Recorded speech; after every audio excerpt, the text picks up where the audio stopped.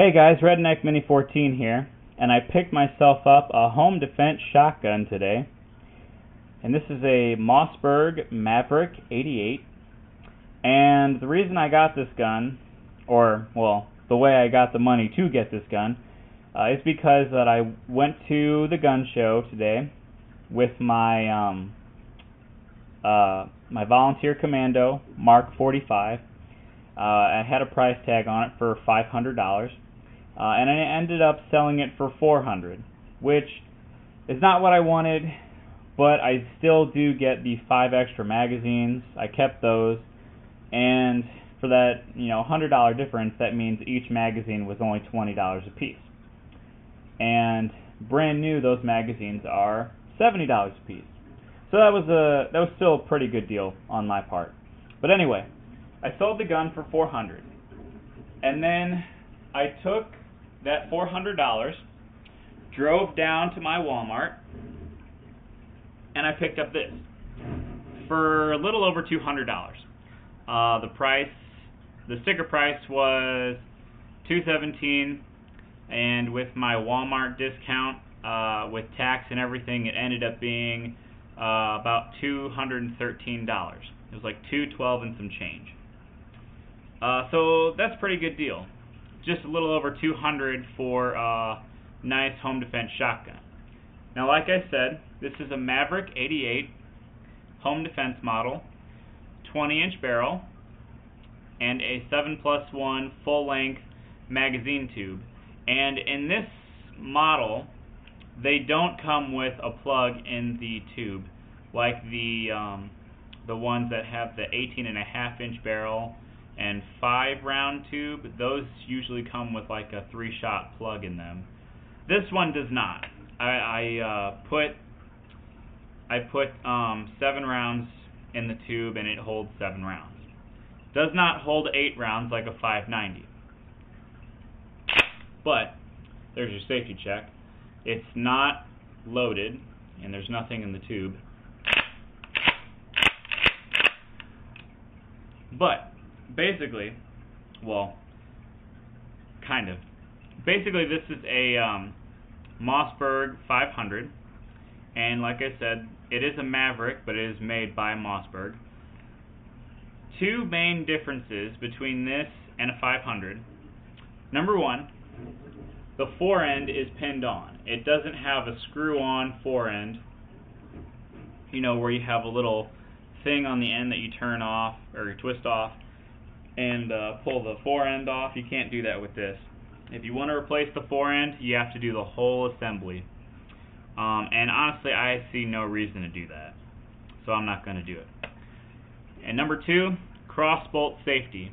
Instead of a tang safety, it comes with a cross-bolt safety, which is not a big deal. Everything else is basically a Mossberg 500. The barrel, the magazine tube, the stock.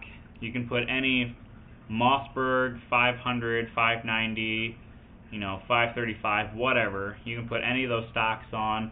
Pistol grip, folding stock, you name it. If it goes on a Mossberg 500 or any Mossberg pattern shotgun, it can go on this gun.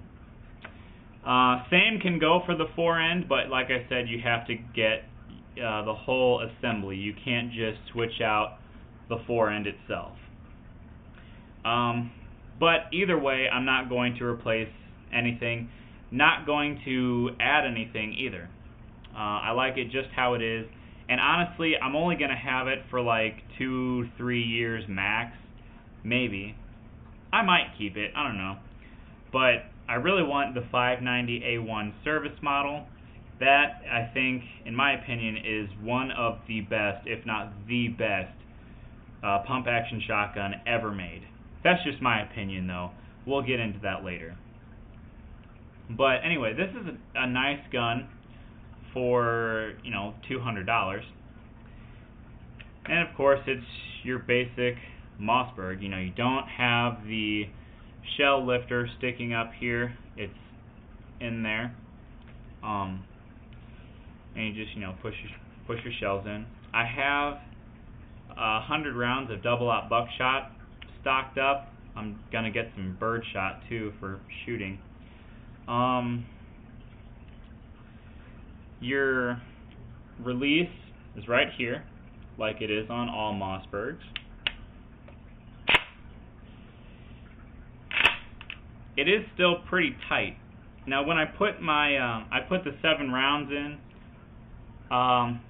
it is kind of tight to put them in the tube, probably just because it's brand new. But it's still pretty tight. It'll probably loosen up over time. I've shot Mossberg 500 field models, like the all-purpose field models, at summer camp, and those were really, really loose. Well, not really loose, but they were looser than this. And I imagine this will loosen up over time. Another cool thing about this shotgun is, let me see how I can show this to you. It has dual extractor claws, which I think is awesome. That's kind of a Mossberg thing. It's also a Winchester thing too. But the Remington 870s, I think, only have one, which I think gives the Mossbergs and the Winchesters a big advantage. Another thing about Mossberg is those tang safeties on the 500s, 590s, and all that. I think that's an advantage.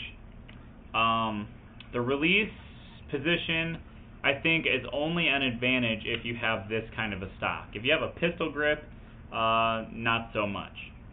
If you have a pistol grip, you want it up here. Anyway, the 590 has the same specifications for barrel length, 20-inch barrel, and it also has a full-length mag tube, at least the one that I want. Now, the 590 has an 8-round capacity in the mag tube. This one only has a 7-round. Now, why is that? Well, it has to do with how the tube assembly works. With the 590, it has a little bit different setup at the end, and it allows for more space in the tube and allows you to put an extra round in. At least if it's low brass. If it's high brass, it might not fit. But either way, this one will fit 7 rounds of high brass ammunition, no problem. Also, it does not have a drilled and tapped receiver for scope mounts like the 500 and 590 do. I don't know why you would put a scope on a shotgun. I think people are really, really weird when they do that. I mean, honestly, a shotgun is just point and shoot. I see no need to put a scope on it. You know, maybe some iron sights for slug, like deer hunting with slugs and all that, or a red dot if you're into red dots, but not a scope. I would never put a scope on a shotgun. But anyway, I think this is a good shotgun. I haven't shot it yet because I just bought it, but you will see some shooting videos with it in the future, maybe the near future. I don't know. We'll see. I got to get some birdshot for it first. I don't want to go through some buckshot right away. But anyway, that's my Maverick 88 shotgun. I really like it. I think it'll make a great home defense shotgun, especially if you're on a budget. But yeah. Anyway, subscribe to my channel, like me on Facebook. I'm Redneck Mini 14, and until next time, be safe.